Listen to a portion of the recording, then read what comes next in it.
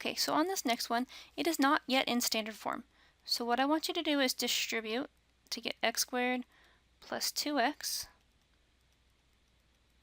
And now we're going to put it in standard form by subtracting 6x from both sides and also adding 11 to both sides.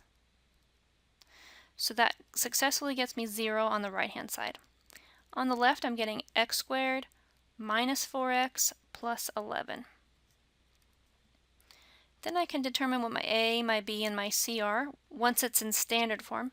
So a is equal to 1, b is equal to negative 4, and c is equal to 11. So x equals negative b plus or minus the square root. Writing out my formula again to remind myself what the formula is. X equals negative b. Well, my b is already negative 4, so the opposite of negative 4 is positive 4. Do the b squared in your head. Negative 4 squared is negative 4 times negative 4, which is positive 16. Anything squared should end up to be a positive, so your b squared should always be positive. Minus 4 times a times c. A is 1, c is 11, all over 2 times a, which is 1. Let's carefully work out underneath the radical. There is only one negative, so that's going to stay negative. 4 times 1 is 4 times 11 is 44. And 16 minus 44 is negative 28. So on this side, negative 28, I can reduce that radical.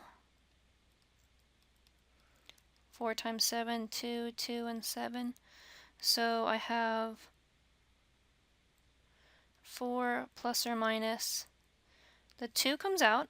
The negative comes out and becomes an I. And the root 7, he's all by himself. He has to stay home. I'm going to factor 2 out of the numerator. And the 2 and the 2 divide out nicely. So my final answer is 2 plus or minus I square roots of 7.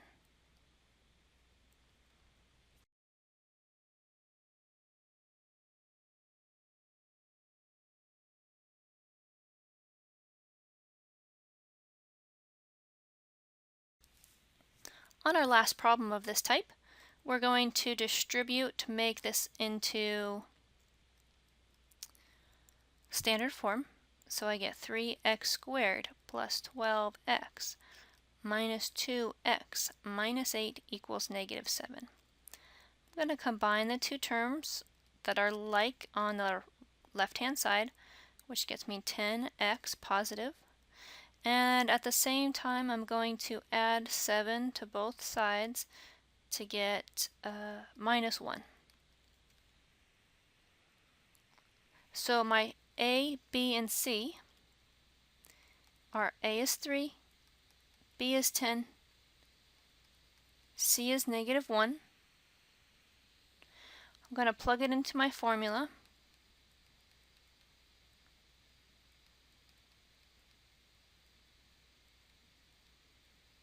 X equals negative b. b is 10, so the opposite of 10 is negative 10. Plus or minus the square root of b squared. 10 squared is 100. Do that part in your head. Minus 4 times a times c. My a is 3 and my c is negative 1, all over 2 times a. Then I'm going to carefully work the inside of the radical. A negative times a negative turns out to be a positive. So we have 100 plus 4 times 3 is 12 times 1 is still 12. So we have negative 10 plus or minus the square root of 112 over 6. I think 112 we're going to reduce here. If it's too big for you to factor out, it's even, so at least divide by 2. That gets me 56. 56 is also even. That's 2 and 28. So it's 2, 2, 2, 2, and 7. So 2 groups of 2 come out. So that's 2 times 2 are 4. So we have negative 10 plus or minus 4 comes out. The 7 stays home. It looks like I can factor out a 2 out of the numerator. And that gets me negative 5 plus or minus 2 root 7 over 6. And now the 2 and the 6 can reduce to the 3 in the denominator, which gets me a negative 5 plus or minus 2 square roots of 7 all over 3 as my final solution. So we have just covered all 4 methods of solving quadratic formulas: factoring, square root method, completing the square, and quadratic formula. And each time we told you when you could use it. But I want to just review that because at some point you're going to be able to choose which method you want to use, and you need to follow this order. Step 1, always try to factor first. Now, if you can factor it, you should be able to factor it within the first 30 seconds. If you're taking more than 30 seconds to factor it, stop and move on to the next method, okay? Factoring is just really simple and fast, but if it's taking too long or if it doesn't seem like it's going to factor, then move on to the next method. Step 2, if b is equal to 0, or if you have it in the form expression squared equals a number, then you can use the square root method. If b is equal to 0, then it's easy to put it into the form expression squared equals number, and you still use square root method. Step 3, if a is equal to 1, and if b is even, then it's really easy to use completing the square.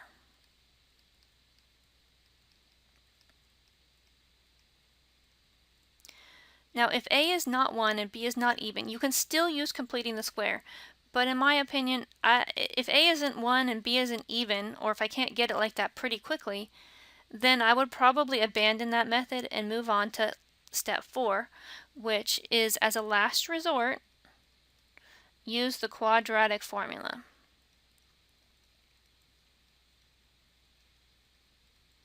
which will solve any quadratic equations. So even though completing the square will and quadratic formula will also complete all or any quadratic equations, I would probably use completing the square first if a is 1 and b is even, and then as a last resort use the quadratic formula. So this is how I choose which method is quickest, fastest, and will get me the correct answer in a minimum amount of time.